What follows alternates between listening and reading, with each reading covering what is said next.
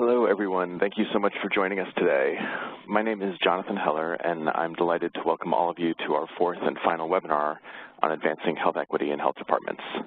Like the last couple of webinars, I'll be the moderator and facilitator for today's call.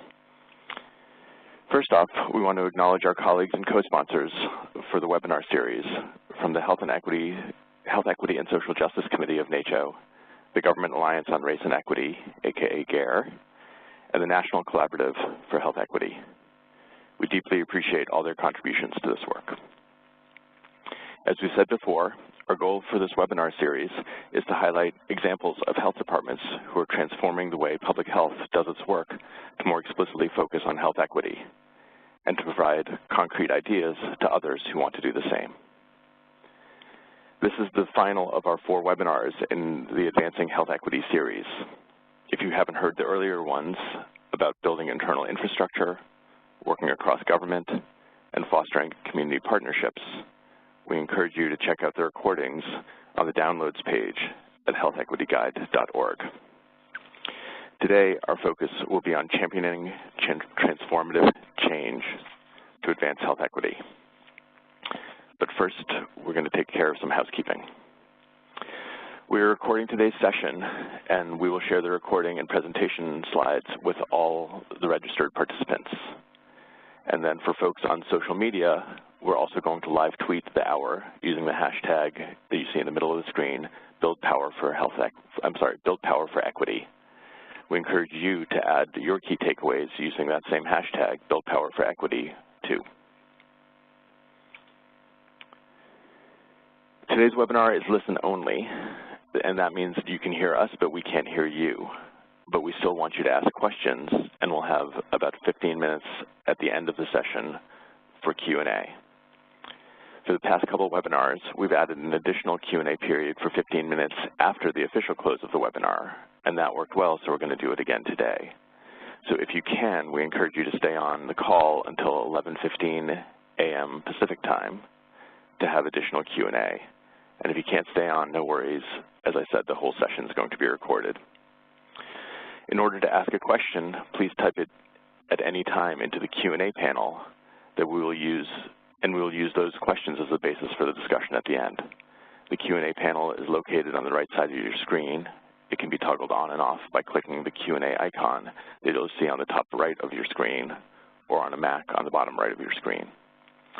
Before submitting your question, make sure all panelists is selected, and then you can use the Q&A panel as well to let us know if you're having any technical problems.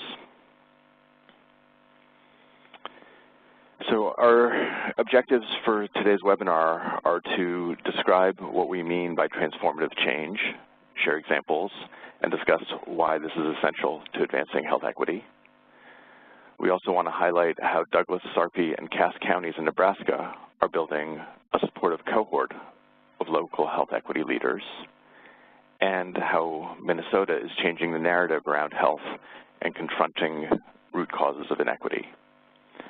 And finally, we want to share resources, including the Health Equity Guide, to help your health department champion transformative change to advance health equity. We have a great lineup of speakers today, and I'll do brief introductions of each of them before they present. But thank you and welcome to Andy Wessel, Jean Ayers, and my co-director at Human Impact Partners, Lily Farhang. So let's do a couple polls to get a sense of who's with us today and to bring you all into the conversation a bit. The poll will be on the right-hand side of your screen, and you may need to scroll down for both polls if you can't see all the options that are listed. And then after you've selected your answers, please remember to hit the submit button. So the first question, please let us know what type of organization you're primarily affiliated with. We know that folks might have multiple affiliations, but please pick the one that is strongest for you. We ask this question because in past webinars, while we still had a majority of folks from local health departments and state health departments, the percentage of people participating on behalf of nonprofit or community-based organizations increased when we talked about partnering with community. So we're curious who's on the call today and what type of organization you're affiliated with. Second, we want to know how many people you're in the room with watching the webinar. We asked this because on past webinars, more than 10% of participants reported watching the webinar with others. So we're curious, how many people are you watching with? And if you want to share this webinar, remember we are recording it so you can share it with others if they're not in the room with you. I'll show the results in a moment so we can all see them, but while we're waiting for people to fill out the poll, I wanted to let you know that we're also going to be mixing up today's schedule a bit from the way we did the last 3 webinars. Rather than having a respondent, we're going to spend a little more time up front, and Lily is going to describe what we mean by transformative change, and then we'll go into the case studies and then have the Q&A after that. So if you haven't hit the submit button, please go ahead and do that, and we can close down the poll. While we wait for the results, let me say that we've really been blown away by the positive response to the Health Equity Guide and to this webinar series. We've had over 3,500 people register for the webinar series. We had between 600 and 850 people attend each of the past 3 webinars, and the website has had almost 11,000 unique visitors. About 60% of folks have been calling in from local, state, federal, or tribal health agencies. And it looks like the poll results are ready. So similarly, we've got about 43% from local health departments and then another 16% from state. So those are roughly 60% again. And then 17% from nonprofits and 13% from universities. And then we have 71% of folks who are calling in on their own, but again, another 8 or more percent, 8% calling in with others and watching this webinar with others. So thanks for doing that. So next, I just want to quickly introduce Human Impact Partners before we dive into the Health Equity Guide and the other presentations. Human Impact Partners is a national nonprofit that brings the power of public health to campaigns and movements for a just society. And we do that through research, capacity building, and advocacy.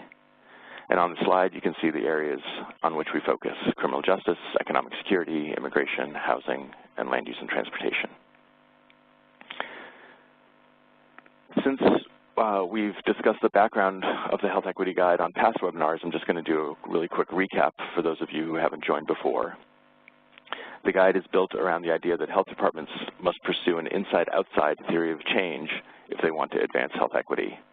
Specifically, if they want to systemically address the power imbalances, racism, and other forms of oppression that are at the root of health inequity, they must build internal capacity and a will to act, and also develop relationships with and mobilize communities and government.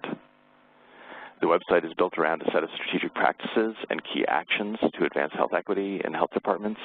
It has more than 25 case studies of health departments doing that work and more than 150 resources from allied organizations. You can find much more on the website, including how the guide was developed and who was involved. And on the downloads page, you can view all the past webinars and access documents to give you an overview of the guide and ways to get started advancing health equity in your health department. So with that, I'm now happy to turn it over to my co-director, Lily Farhang, who will kickstart the Health Equity Guide topic for today. Just a little bit about Lily. For nearly 20 years, she's visioned and implemented policy and systems change to advance health equity in government and nonprofit sectors. She's feeling really energized these days by people's willingness to talk about race, power, and other root drivers of health. And along with our other staff at HIP, she spends a lot of time thinking about and developing approaches to activate public health around social justice issues and getting the field more aligned with community organizers and advocates. So take it away, Lily. Thank you, Jonathan, so much. I'm happy to be here with everyone today. So the diagram on this slide lists the strategic practices around which the Health Equity Guide is organized. And within our Champion Transformative Change domain, where we're focusing today, we list the strategic practices that we've conceptualized as advancing health equity. And these include to confront power imbalances and the racial and other forms of oppression that maintain those imbalances, to develop leadership, support innovation, and reward strategic risk-taking to advance equity, to change the conversation about what creates health equity, and to join with others to build a health equity movement. So in contrast to practices we've highlighted in prior webinars, these are really about making system-wide changes that have the potential to touch on all aspects of your health department. These practices are about altering the ways institutions operate and shifting cultural values, norms, and political will to advance health equity. And what we're really trying to say is making these changes are about changing the stories that we're choosing to tell, the leaders we're developing, and how they take risks, and the movements that we're joining. And advancing these practices would really enable making the kinds of internal capacity and external partnership changes that we talk about elsewhere in the guide and were the focus of prior webinars. So I'm just going to spend a couple minutes getting into the nitty-gritty of these, and you'll see that for both Jean and Andy, our speakers for today, these themes are really prominent as well. So the first practice in this domain is to confront the root causes. And so we know that health inequities are often the result of inequities in the social determinants of health. People seem on board with that, they accept that. But what we want to do is sort of kick it up another level and draw people's attention to the fact that inequities in those social determinants can actually be traced back to social and political injustices, such as the unequal distribution of power, and various forms of oppression that are used to maintain those. And when we talk about oppression, we're talking about racism, sexism, homophobia, ableism, and xenophobia, among other forms. And so, you know, we completely understand that not every health department can start their work on health equity by leading with oppression and power. We understand that. However, we do think that the quicker that health departments are able to get to an understanding of those root causes, those political and social injustices, oppression and power, we think that you'll be better positioned to connect the dots between why there are inequities and all the social determinants that you care about. If the real root causes are those power imbalances and forms of oppression, and you think about changing your systems to tackle those, to be oriented towards undoing those, then you have a greater potential to impact multiple social determinants simultaneously. So rather than doing active living over here, or food security over there, or environmental exposures over here, which have at the root the same kinds of dynamics that we're talking about, your potential to sort of touch on all of these simultaneously, we think is stronger. And so, you know, just to say, we're not alone in making this argument. Friends and collaborators in Wisconsin recently published a piece in Health Affairs about whether power, quote, power is the most fundamental cause of health inequity. And Drs. David Williams and Mary Bassett are explicitly naming racism as a target for health professionals to take up in their work. And so we want health departments to be aware of this context. At some point in your quest to improve the social determinants and engage with community and government, you will run up against these, and you will have to negotiate your position and decide how far you're going to push against these power dynamics that maintain inequities in your quest to advance health equity at your department.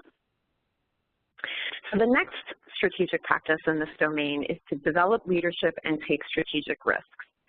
And in conservative and progressive places alike, we know advancing health equity is difficult, as people benefiting from the status quo often hold power and don't support making transformative changes to shift that balance of power. And health departments need leadership at the top and throughout the organization who are willing to challenge the status quo and to act more explicitly in areas that may be perceived as controversial. And, you know, leadership development can come in many forms through formal programs like Human Impact Partners' own Health Equity Awakened Leadership Institute that Andy and Jean have been involved in, and through informal connections and networks that can support you as you learn and experiment. And one thing I want to say about taking strategic risks is based on an article I read that Dr. Renee Kennedy, who's based at the Michigan Public Health Institute, shared with us here at HIP, is this article from Forbes magazine titled, "Take a Risk, the Odds Are Better Than You Think." And I really encourage folks to check it out because there's some good nuggets in there. But the key takeaway, and I'm paraphrasing, is that when the author interviewed people about their careers, she found that in general, those folks that she interviewed wished that they had taken more risks, settled less, and spoken up more often. In short, they wish that they had been more courageous. And here's what she says, quote, "Often we know what it is we want to do, but we still don't do it. Why? Because we are innately risk-averse and afraid of putting our vulnerability on the line. And the status quo, while not particularly fulfilling, can seem like an easier, softer, less scary option." And so what I want to just highlight is that she describes how people often misjudge various elements in assessing risk. So specifically, people have a tendency to overestimate the probability of something going wrong. They exaggerate the consequences of what might happen if things could go wrong. They underestimate their own ability to handle the consequences of risk, and they discount or deny the cost of inaction and sticking with the status quo. And so what she suggests is that to overcome our tendency to play it safe, is to identify which risks are worth taking by asking ourselves these three strategic questions. Number one, what would I do if I were being more courageous? 2, what will inaction cost me 1 year from now if I do nothing? 3, where is my fear of failure causing me to overestimate the size of risk, underestimate myself, and hold me back from taking risks that would serve my organization and the people I am meant to serve? So we know it's risky bringing up oppression and power to try and change the conversation and join in movements. But leaders being trained to focus on what can go right as opposed to what can go wrong could lead to more transformative practice. So the next strategic practice in this domain that reflects a more transformative approach is to focus on changing the conversation or changing the narrative. And narratives are the values-based stories we tell about how and why the world works as it does. And they frame our response to the problems we see. Health departments must actively work within their departments and with community and government partners to change an entrenched narrative around risk factors, behavior change that impedes progress on health equity. A new narrative could expand the understanding of what creates health, improve how we articulate our vision of social and health equity, and describe a path forward that inspires others to join us. Making narrative shifts requires understanding historical and political context and the role of policy systems and environmental change in addressing or exacerbating inequities. It also includes expanding the definition of what public health can do.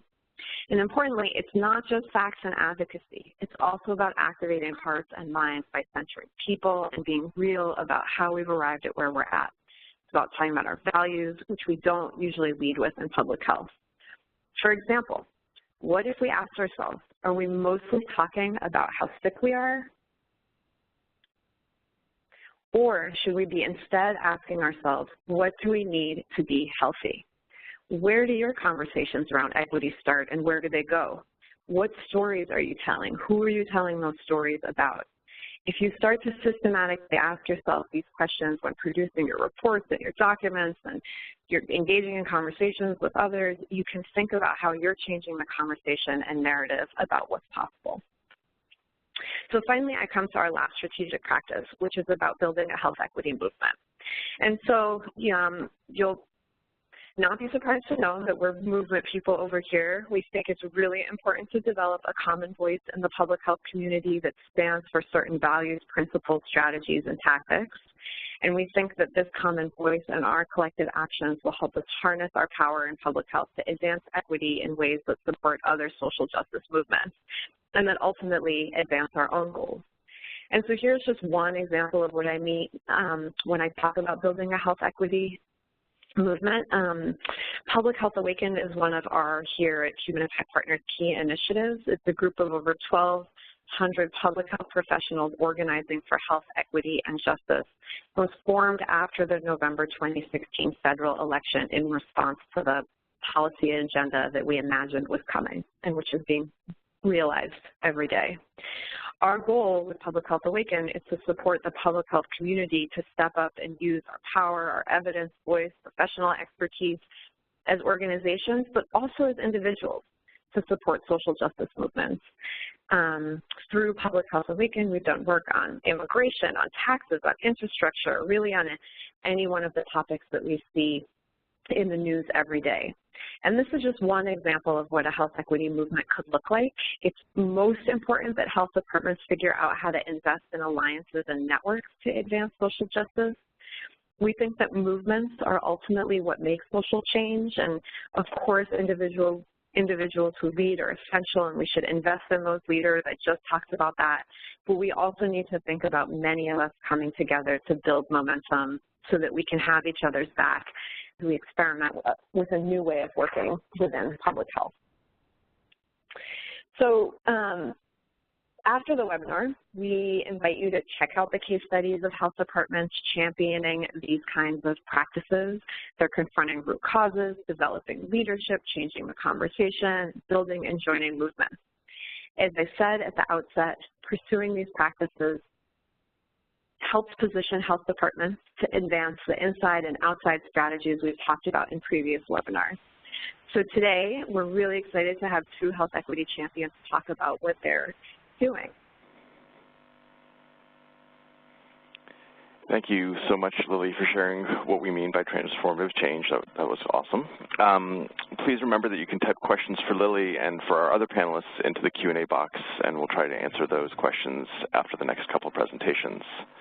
And with what Lily shared as background, we're excited to dive into our two case studies and have you hear from two people who've been amazing collaborators and friends.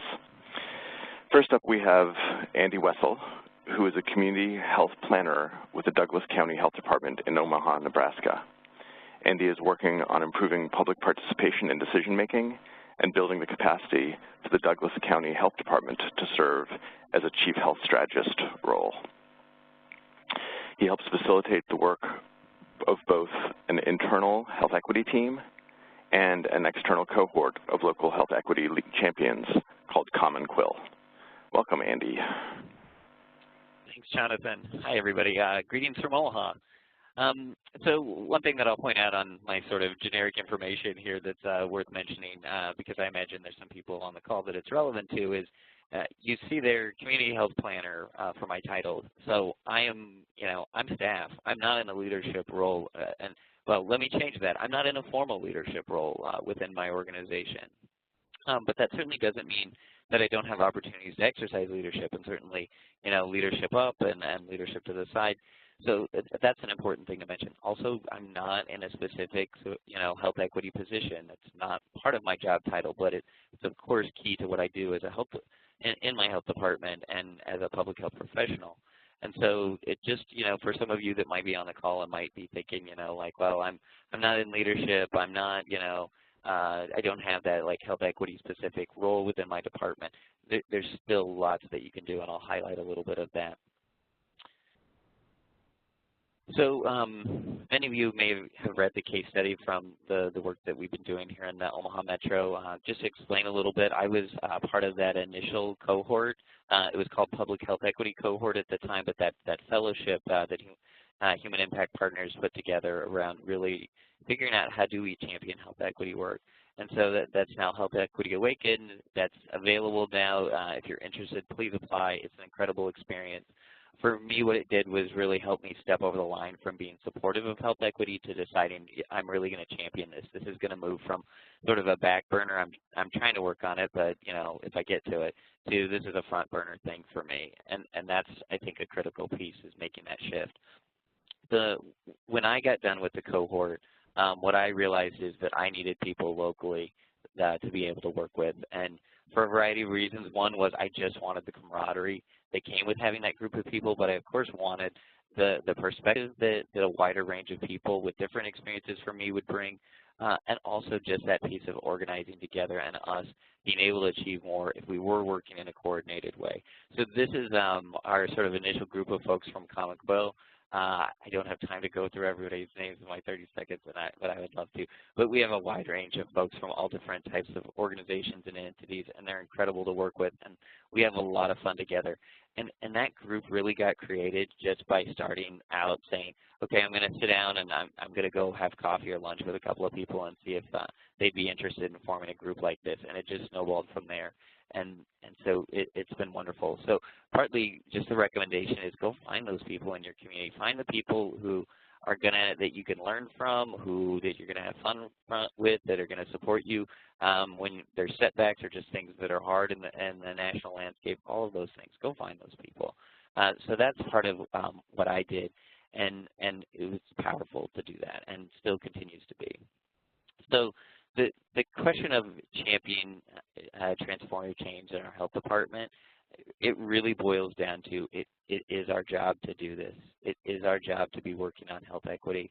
I know that the feel is, well, this is sort of, the evolving work in public health because this fell away from us in terms of being an emphasis, but it really has been essential to public health. And I think for many of us, it's a big part of why we got into public health in the first place.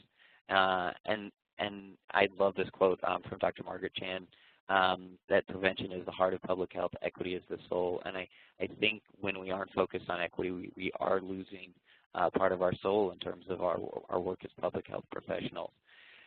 Just a little bit of that piece of it's our job. For democracy compared to other forms of government, the idea is that we are trying to work on behalf of everyone, as opposed to whoever's in power, as opposed to, playing favorites between different groups of people.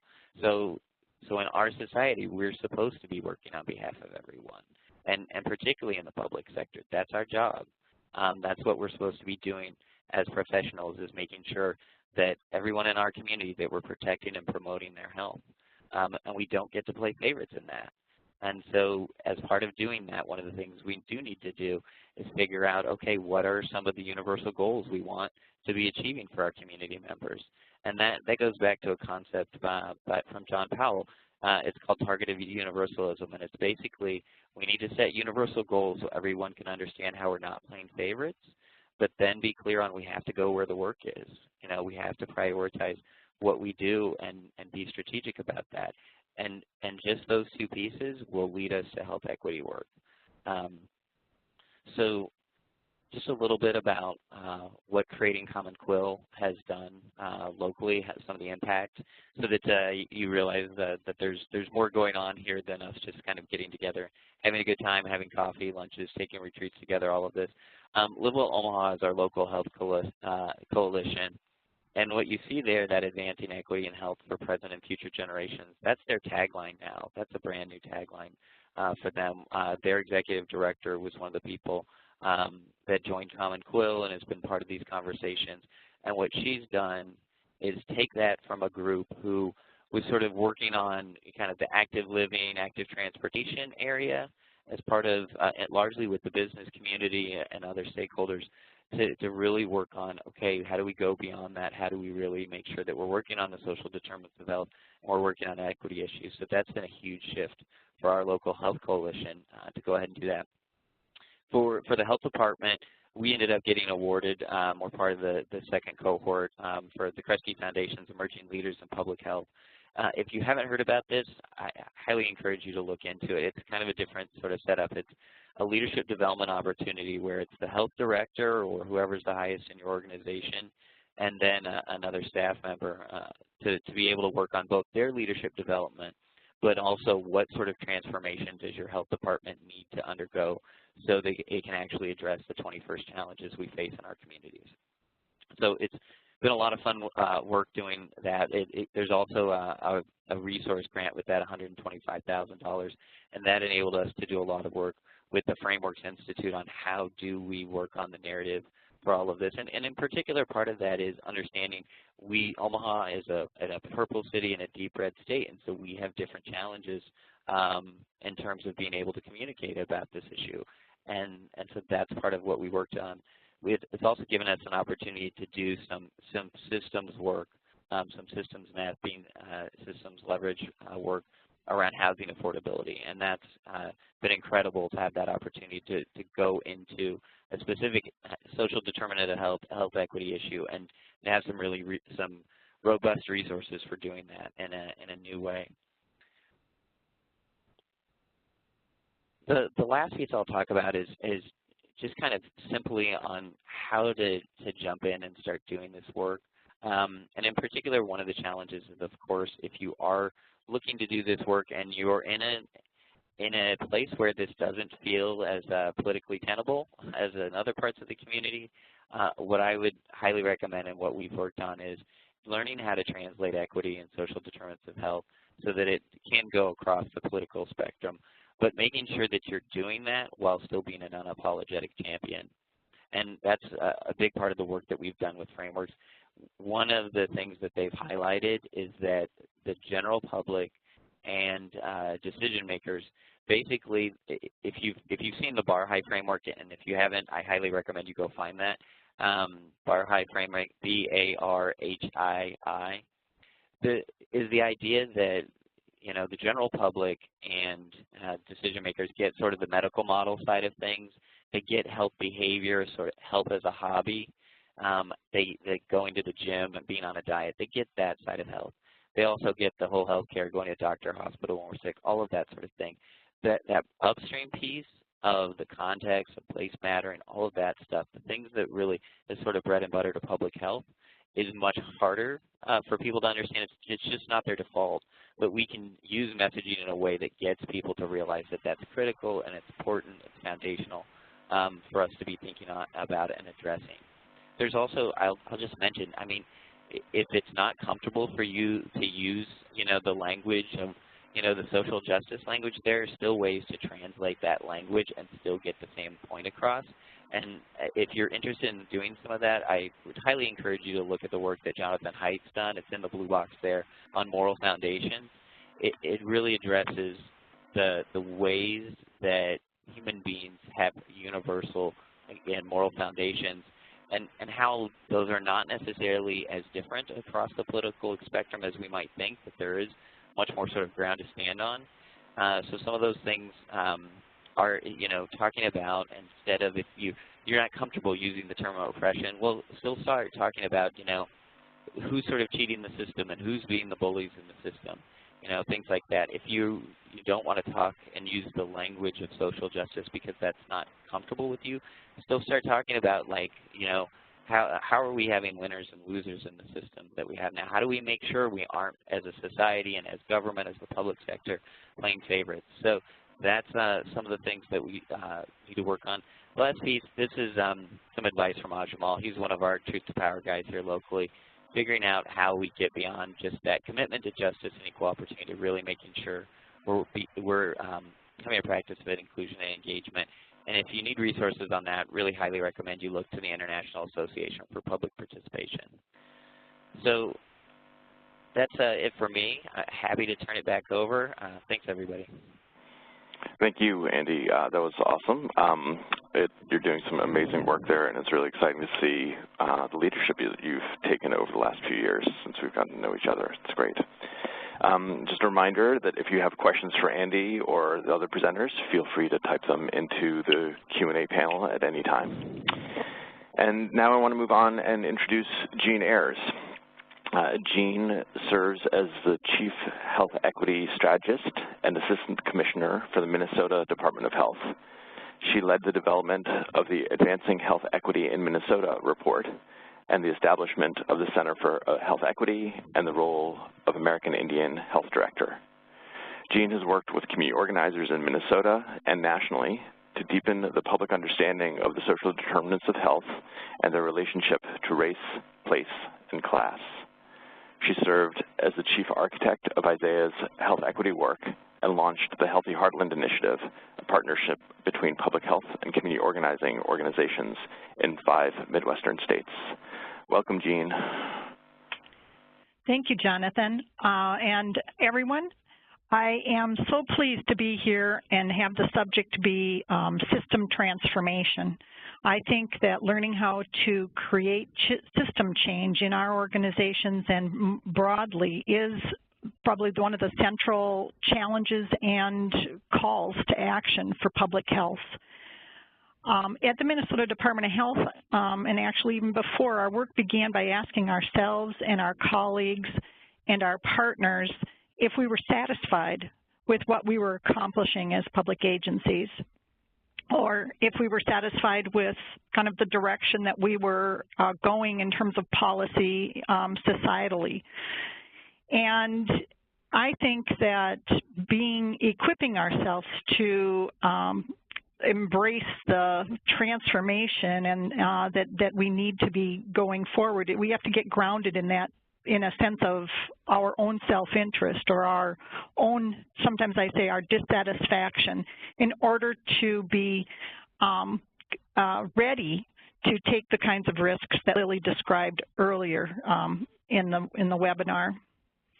And I think that we, in our own analysis, have recognized that in Minnesota we have really significant health disparities, and we aren't satisfied that we are effectively assuring the conditions where everyone has the opportunity to be healthy. So the work that we've done is grounded in an understanding of that disconnect and an understanding of how to create systems change and build power. So the first thing that systems change people will say is that we have to recognize the pattern in the system, and then we begin to change it through 3 to 7 simple practices. And the 3 practices that we have been using are reflected in the Health Equity Guide in a number of different ways. But in our use in Minnesota, we have been calling them, sometimes we call them the triple aim of health equity, but they're grounded in an understanding of what it takes to build power for change. They are organized people, organized resources, and organized narrative, or change the conversation. And they are interconnected, and they influence each other. And they really come from an understanding.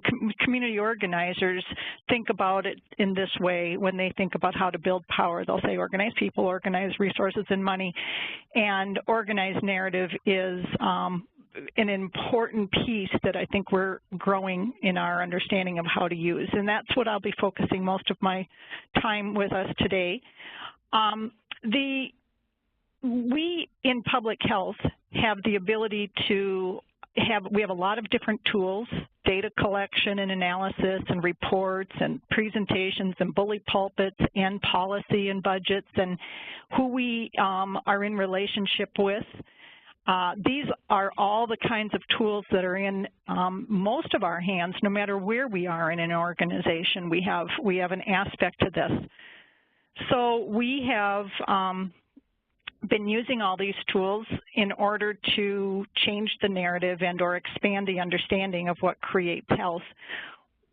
Basically, there's a couple of reasons why we feel organizing narrative is so important and actually part of our role in public health. And that is that there's no one else, no other sector that has the responsibility to tell the truth about what creates health other than public health. We have this actually as a responsibility, and I don't know how much we've reflected in our practice on the way we are reinforcing the story that Andy told earlier with, you know, the understanding that our health is created in a medical environment. So what I'm going to tell you just a story about our own experience. Or when I first came to the health department, we know that we have these very significant health disparities, and we know that they're the result of social determinants of health, which means that they've been socially determined together through policies where we're picking health winners and health losers. And in other words, our health is almost completely connected to our living conditions, but our living conditions are almost completely connected to the ability to influence them. So when we first arrived at the health department, which was 7 years ago now, I was going to go to a meeting on housing. And but in contrast to the role that Andy was describing, I actually am a political appointee, and people are busy telling you what you should and shouldn't do so that you don't wreck anything. And one of the things that I was told right away was, well, you really shouldn't go to a meeting on housing, and it was with a community group, because housing isn't our swim lane. And I thought, well, really strange when you think about it. If we have been saying in the field and in our research that our health is very connected to our economic and housing and transportation and community conditions, but somehow we have made it that we aren't able to act in those spaces, we have contained or constrained our own influence. And so the first thing that we did to respond to that was change the membership in our Healthy Minnesota partnership and make sure that we had a broader set of partners, including transportation and corrections and housing and community partners that were in broad-based organizers and faith-based organizers, along with our healthcare stakeholder people that we were most familiar with working with, and we began to do our regular job of doing a statewide health assessment. And that assessment, we were able to shift from doing just looking at the health outcomes to beginning to also look at the opportunities for health, and began to track a different set of indicators that included incarceration and education and income. And by doing that, we basically had a series of changes that occurred then. So first we began to, the very first thing, incarceration was one of the indicators that we named in the assessment.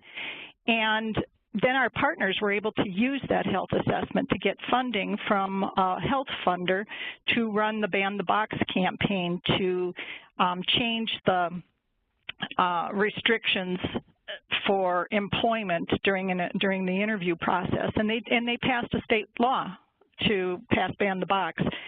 And then that helped lead us to being also able to do the Advancing Health Equity report that you can find, where we were able to actually name structural racism and inequities as indicators or contributors to health outcomes.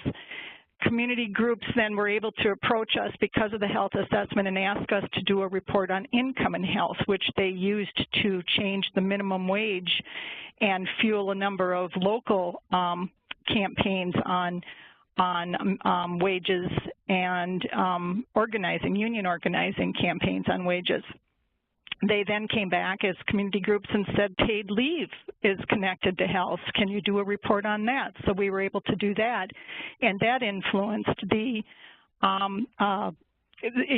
influenced local ordinances on paid leave in Minneapolis and St. Paul. And I was, even as a health official, able to go and testify on the connections between paid leave and health. And so then we've done that on transportation and incarceration and debt and health. And most recently, and probably in the news right now, are all the conversations going on around opioids. But we're working really hard to put them into a broader context of mental well-being and social cohesion and economic stressors, and are calling them diseases of disconnection and despair, in order to open up the possibilities of preventive strategies that could have a broader impact. One of the other things that we've been doing is working with our local partners to help connect. We have a health equity data analysis or guide where we're working to build our capacity at every level to connect health outcomes to health opportunity, and do that with a broader set of partners. One of the things I was asked is, well, what would we do, or how do you go about doing transformative change? I think there's just some things about our own expectations of ourselves. One is, we need to be committed to asking questions and having a reflective practice. I think this is very organic work. It's interwoven with everything at every level. We have to be intentional, and as Andy talked about, having partners at, just peers and partners and colleagues who can both support and keep each other accountable. And we need to be committed to our skills and practices, building skills and practices within our agencies. We have now trained about 1,500 people through our agency and partners on narrative and just understanding and increasing our skills. And you know, give ourselves a little bit of a understanding that it's imperfect, incomplete work. We aren't going to get it right out of the gate. We're navigating in toward a goal. So thank you for the opportunity to share our story. Great. Thank you, Jean, so much. Those were really insightful comments, and the overview of what you're doing in Minnesota is really, really, truly inspiring. It's both in its breadth and the impact that you guys are having. It's really great to see. Thank you. Okay, remember, feel free to type in questions if you have them. And I want to do a poll before we move into the Q&A. This time we want to ask you, and this is for everyone who works for or with a health department, like for those of you who work in a nonprofit or in academia or as a consultant, but with a health department, please reply to these questions based on your assessment of the health department that you work with.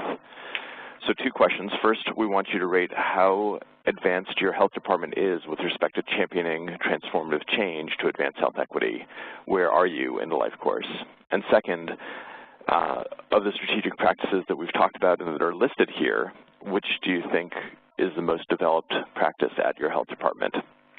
Again, please choose the best option for you and then hit the submit button. And note that you may need to scroll down to see all the options on the right-hand side of your screen. As we wait for people to fill this out, we want to let you know that we've got over 1,600 people who have registered for this webinar today, and that's from across the U.S., and we have 1 or more people registered from almost all of the 50 states. And we also had over 30 people registered to participate from Australia, Belgium, Canada, Ethiopia, France, Japan, Nigeria, the Philippines, and Puerto Rico. So we're interpreting that to mean that there's a growing interest across international borders in how we advance health equity together. So if you haven't hit the submit button, please go ahead and do that, and we'll close down the poll.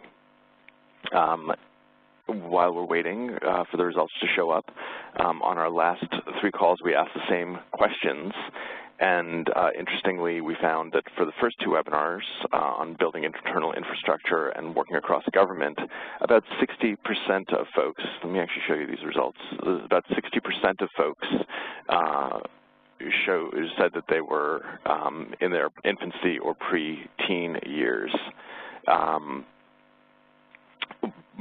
When we ask the same question about fostering community partnerships, you'll see that there's a shift that fewer people said that they were in their infancy and more people felt like they were adults. So people felt more experienced in the fostering community partnership aspect of this kind of work. So here you can see the results in this case, and it looks like it goes back to even more folks feeling like they're in their infancy and preteen years, about 67% across those 2 categories, with about 14% saying that they were wise elders. And of the practices that we've talked about, you can see that, you can kind of see that building leadership and supporting innovation and changing the conversation were the 2 things that people felt most advanced about. People felt less advanced with confronting the root causes and building a health equity movement. All right, that's interesting to see. Okay, so let's open this up for Q&A. We have about, I don't know, probably about 10 minutes to do that, and so if you do have questions, feel free to add them in. The first question, and I will send this over to Lily, is this all sounds great and important, I'm paraphrasing, but I have no idea where to get started. And we've heard this question on other webinars, so we actually prepared a slide for this. But Lily, you want to take that? Yeah, thank you. So So the Health Equity Guide, first we would say go check out the Health Equity Guide. We think there's a lot of resources there that will help you figure out kind of what's resonating with you, where are you at, thinking about how to bring some of these ideas into your organization. And so super concretely, you can visit the website. There's a download link on the upper right corner of the page, and we have put together a document that's called Ways to Get Started. So what we do is enumerate a set of actions and descriptions of those actions and tips that you can take to advance each of these strategic practices. And so it's almost like a shorthand of the website that you can look at to figure out how to get started and where you're aligned. And then I think once you peruse those, you can also then dive into the website and look at the case studies and check out the resources that are listed. Great, thank you. So we've got some good questions coming in. Let me throw this one to all of you guys. How are these activities funded? Are they incorporated into existing budget line items or funded by other non-public health entities? Anybody want to take that? This is Jean. We did not have a specific budget to get started. We had work that we were going to be doing, and we began to use a different set of questions about how to do the work. For example, you know, how we were funding through some of our basic, you know, public health block grant work, our state health assessment. The question was, who's at the table? Didn't cost us different money to bring different people to the table, to measure different, to set the assessment up in a way of measuring different data, and telling the story wasn't a new investment, it was just a different way. So that's why we've been emphasizing the practices. They show up in how we do our grants, what our policies are, and what data and narrative that we're lifting up. Great. Yeah, I mean, what you said actually reminds me of what Dr. Linda Ray Murray said on our first webinar, which is that advancing health equity is not necessarily about creating new work. It's about doing our current work differently, and so it's just doing different work with the current funding that we have. Andy, I don't know if you want to add anything to that? Yeah, I'd absolutely echo that, and I would say, you know, the piece I got started doing of just, you know, sitting down and having some coffee and lunches with people, that's obviously, you know, you don't need a major funding source to be able to start doing that. But in our case, that actually, all of those conversations led us to be able to get funding for doing some of this. So, I mean, some of it is go ahead and take some of the risks, you know, figure out what are some of the easy ways for you to get some momentum and get the ball rolling, and then that may very well lead into funding. Great, great. So here's a question for all three of you. Is it important to have incorporated health equity fully at the internal level? Do we need to do the building internal infrastructure pieces before working with the community to advance health equity, or can those be done simultaneously or in a different order? This is Jean again. I really don't think we can do it unless we're doing it together. The opportunity to change internally is strengthened when we're in deeper relationship. And so much of what we've been able to do has been encouraged and or supported by community advocates, and much of our work has helped strengthen their work. Great. Anybody else want to jump in on that? What I would, just add, go ahead, Lily, go for it. You know, I was just going to say that, you know, Jean's story shows how, for example, like doing one thing enables doing another thing, and doing that thing enables another thing, and that essentially all of it is scaffolding. And so I think that to think about it as like doing one set of things first and then being completed and done, for example, and I'm not saying that the person who asked that question assumes that, but I think that it's really about moving a change forward and then looking at how that change can catalyze something else. So she talked about their their community health improvement work assessment, and then how the data in that enabled community organizing groups to then move forward and do movement work that they were doing and vice versa. And so that's just, I think, an important part of the story, which is it's true, you have to do a thing, but that thing is just completely connected to the other things you want to do. It's like dominoes or scaffolding, whatever you want your metaphor to be. Thanks, Lily. I think it's the both and thing that, but just get started. I mean, it's never going to be perfect. I have to remind myself, don't make perfect the enemy of good. Figure out a place to get started with both of those, and it doesn't have, you don't have to overwork it for getting started. Yep, that's great. Thank you. We're getting this question a lot on all the webinars. What's the role of state public health agencies? And so the specific question comes in for you, Jean. How does the state level work get transferred to the local public health agencies so their work can also be transformed? I think that state health departments are, well, I always think about things in terms of a system. There's the federal, state, local, community, and if we recognize that each of these are related, like it's not a one-way stream, but that it's interactions between each level, it helps us look at what the levers are in our own hands. And as a state health department, we have the ability to do statewide grant making. So how are our RFPs structured? Who's helping do the reviews? Who's helping us question our assumptions about our grant making?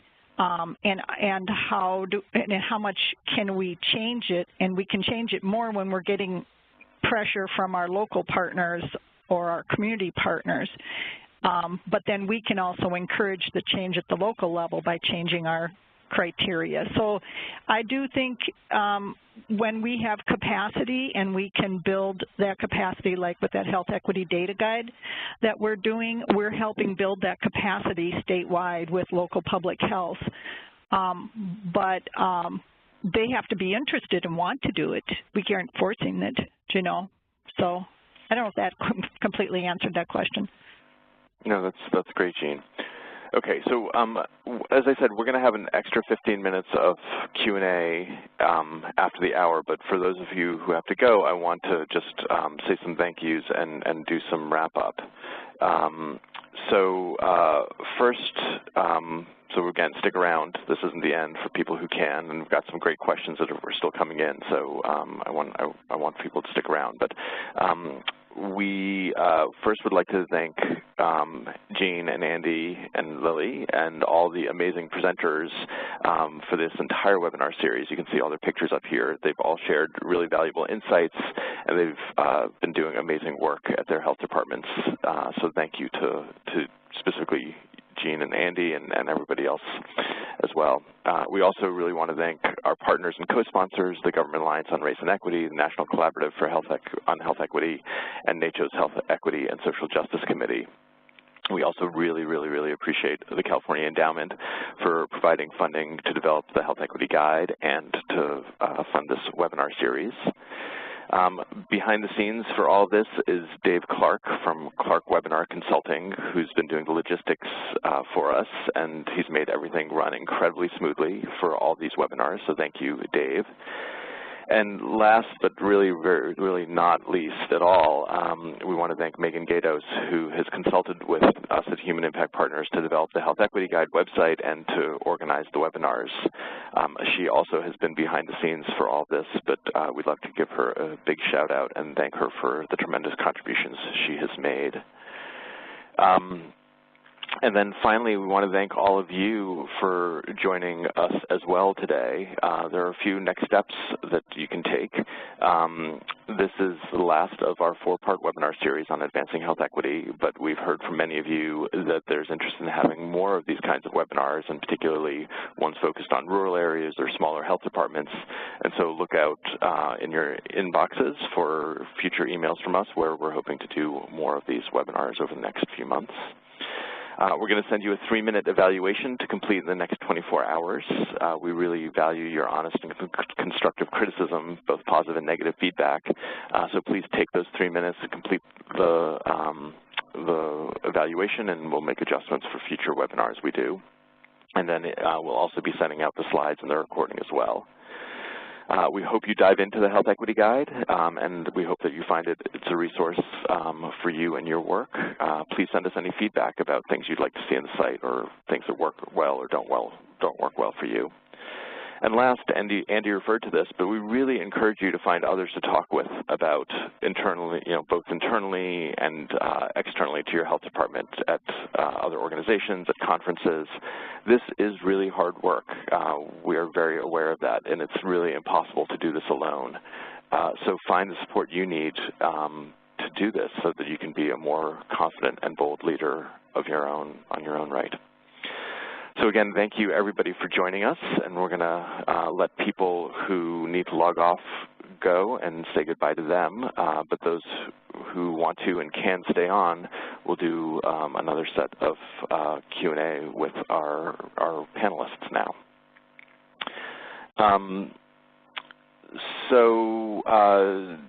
Andy, this is a question that came in for you.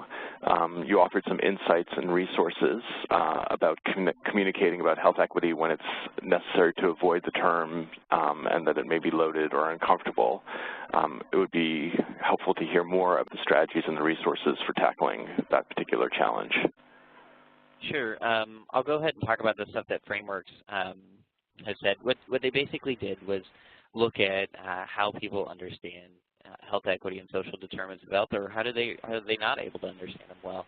And what they then break down is, how do we talk from a place of talking about our values, again, so people can connect with and resonate with why this is important. And also, how do we use metaphors to help people more quickly understand why this all matters. So just to highlight those examples real quickly, from Frameworks Institute, to the 2 values that they highly recommend for talking about this work. One is human potential, and I add in community potential. But basically, the challenge is a lot of times we're highlighting what's going wrong. And what can happen is people can get to a fatalistic place if everything they hear from us is crisis. So how do we actually get to that piece of, if we're being really successful doing this work in public health, that makes our community stronger. That means that individuals are more able to achieve their potential, all of those sort of things, which is sort of the flip side of what we want to achieve. We get into public health because we see there's more suffering in the world, and we want to figure out what we can do about that. At least that's why I got into it. But the flip side of that is like that human flourishing, what's possible when people can be healthy. Another value piece is the one around fairness across places. If we go straight to talking about the disparities between different groups of people, one of the challenges is that, one, it gets into implicit bias that could already be there, but it's also not getting people to, again, think in terms of structures and systems. And if we're talking more in terms of different parts of our community, different locations, again, the zip code and life expectancy data, things like that, that gets people thinking more in terms of structures. For the metaphor ones, real quick, there were things like talking about upstream, downstream. That helps. That's a metaphor people can understand. Talking about sort of a construction metaphor of how do we build a strong foundation so people can weather life's storms.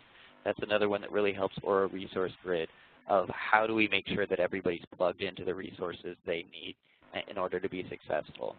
So that's a really quick, that's like a 2 days worth of workshops like boiled down, but that's a quick stab at that. Great, thanks Andy. Jean or Lily, I don't know if either of you want to add anything around that? I'd like to add just that one of the things that we find that makes it hard is the deep, like there's just a dominant narrative that health is created through health insurance and medical care. So it's not a partisan thing to actually lead with with the data about what really creates health. And so that's where that's the strongest piece that we start with in almost every single document and or report or presentation, is that our health is created through our living conditions, and we show the data about the connections there. And then we start to talk about who does and doesn't have the opportunity to be healthy. So that, but if we tried to jump straight to, you know, some people aren't getting, you know, what they need, then it moves people to a deficit, and because they're still stuck in personal behaviors and medical care and treatment, it doesn't translate to systems and policy. So we have to really spend as a field, I think, a lot more time making that case. And we don't just say change the conversation, we say expand the understanding. We're not trying to say the other is wrong. We're trying to say actually it's just not complete. It's not broad enough. It's not reflective of our data or our reality. Yeah, and I think that go ahead, Lily. That's okay, thanks, Andy. I think the thing I would add to that is that before you are walking into those conversations with people, partners who may be coming from a different place or may not be there yet, it's think really clearly about what is your strategy, what is your goal, what is your strategy, what tools are you using, where do you expect to end up. I think you have to have a really clear vision of how those conversations should go and what you want your end goal to be. And I just pointing back to some of the risk-taking stuff that I alluded to in my section is to also push yourself a little bit to think about what is the cost of not going there. And so I 100% agree with Jean and Andy, and I think it's about kind of being strategic and making sure that you're you know, you're not just defaulting to a particular form of conversation or story because it's easier. Can I add one other thing? We wrote a report in 2014 that actually led with race and structural racism, and numerous times in the process of putting that report together, people were telling me and others, you can't write about structural racism in a government report. That's going to seem very partisan and stuff. And we took a community organizing approach to writing the report. We had 100 people from the health department involved. They engaged another set of people, and so basically 1,000 people helped write that report. And what I would say to everyone in the process when we were getting, you know, going through this process, I'd say when we're done, it won't be our report. It will be the community's report. And that's how it's actually worked since we got there. People we never knew who weren't part of the, you know, obviously part of the process in terms of our relationship with them, were using that report and having press conferences. And we couldn't have done that from the health department alone. Yeah. So Jean, that segues to another question we're getting, which is what have, and I think all of you guys can answer this, but what have you done to receive input from the people that are most affected by the power imbalance?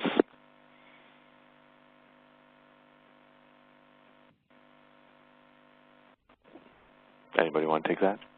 Well, the first thing we did was we really considered, for us, and this is really, again, like everything that Lily said and we're saying, it's really a process, and it's a set of skills, and it's a set of relationships that we're invested in growing.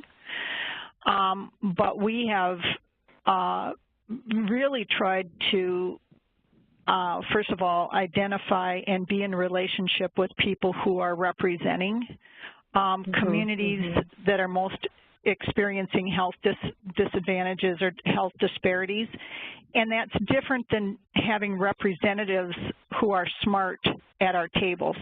So we are paying attention to who has a base, who has people they're accountable to, and then working to be in deeper relationship and have a different kind of decision-making spaces, using that as a lens.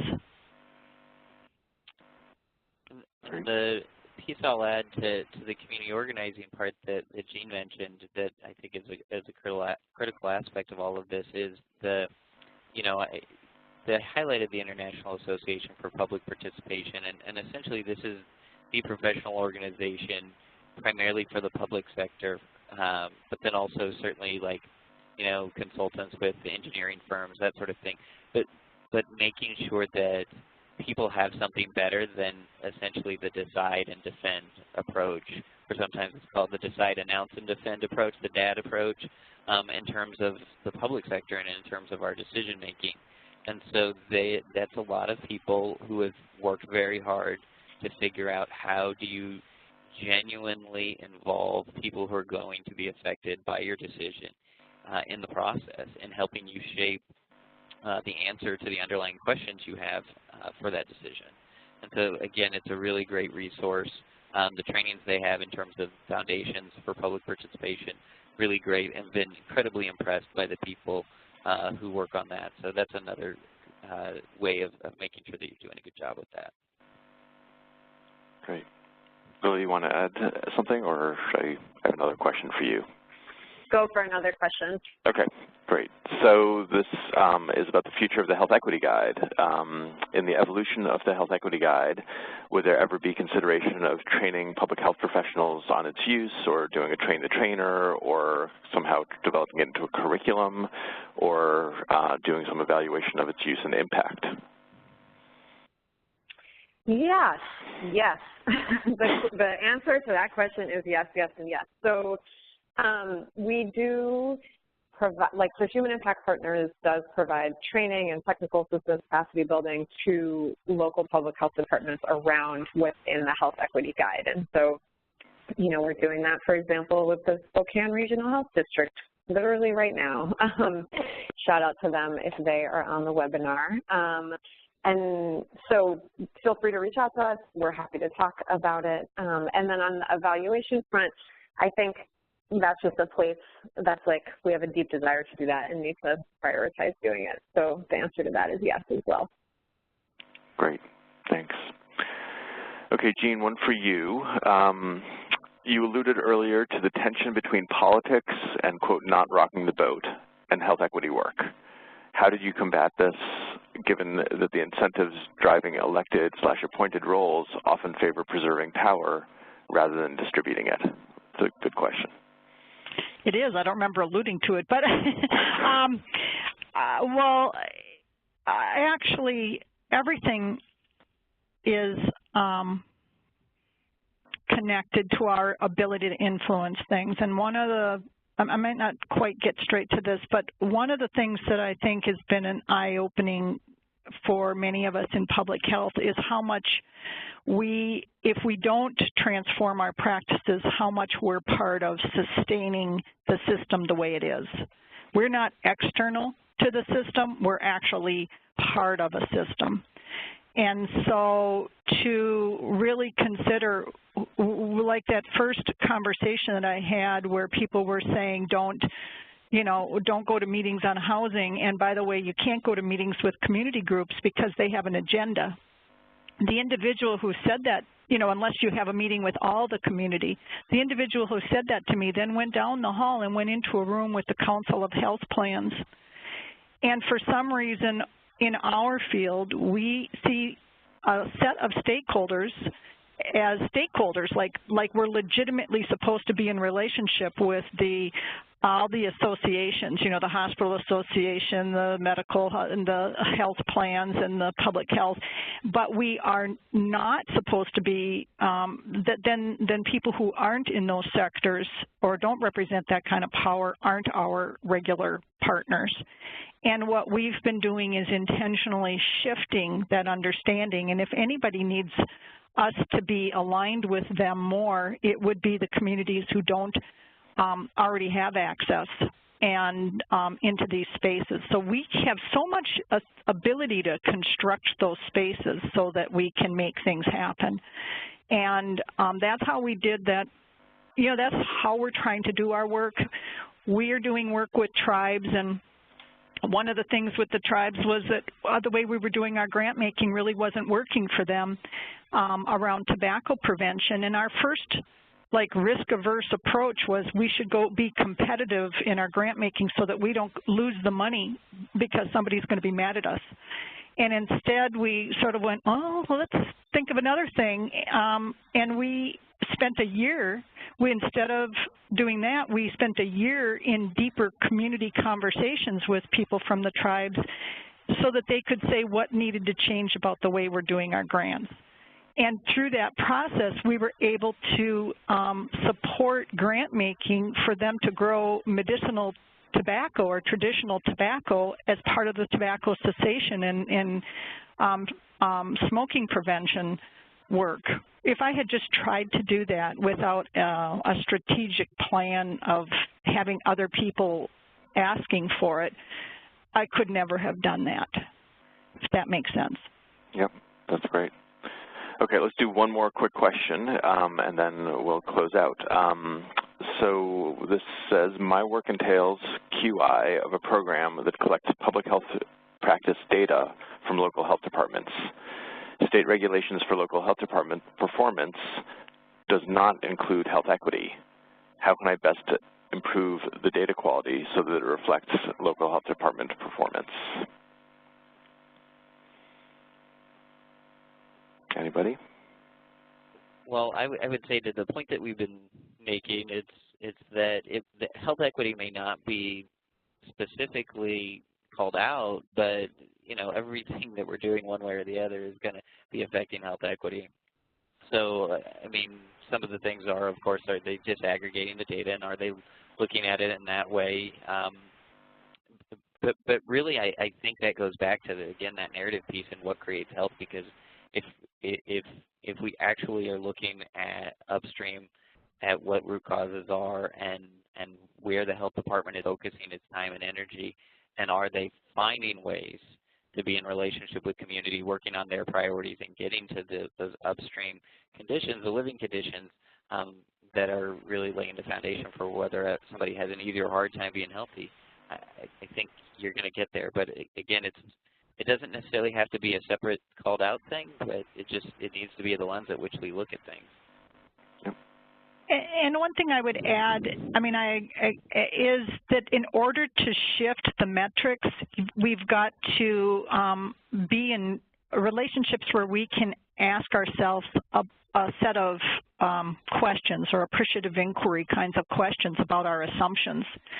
So the statement that there aren't metrics around health equity is like which metrics could be encouraged to shift, and or who do you need to be in relationship with to even ask what you're reinforcing with the current metrics, if that makes sense. Yep. All right. Lily, anything to add? No, I'm good. Thank you. Okay. All right, great. So I think with that, we should wrap up. It's 17 after. So thank you again to everybody for joining the webinar. Remember, there's an evaluation coming in for you, and it'll be in your inboxes soon. And please dive into the Health Equity Guide and let us know how that goes, and if you have any feedback. Thanks again for being part of this webinar series.